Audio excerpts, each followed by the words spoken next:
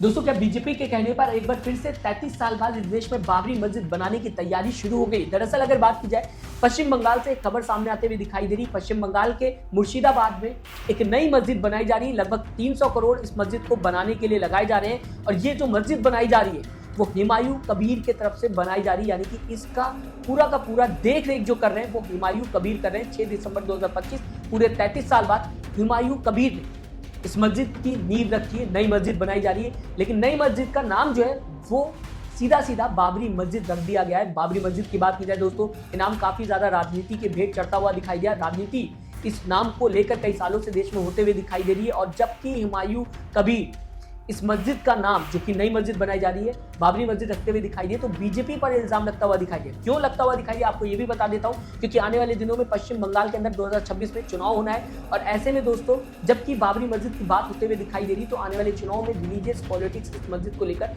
देखने को मिल सकती है, जिससे सीधा सीधा टीएमसी को घाटा होता हुआ दिखाई देगा। और आपको ये भी बताना चाहूंगा, हुमायूं कबीर की बात की जाए तो 2018 से लेकर 2021 तक ये बीजेपी पार्टी में शामिल थे। यहां तक कि 2019 का लोकसभा चुनाव इन्होंने बीजेपी पार्टी के टिकट पर ही लड़ा था।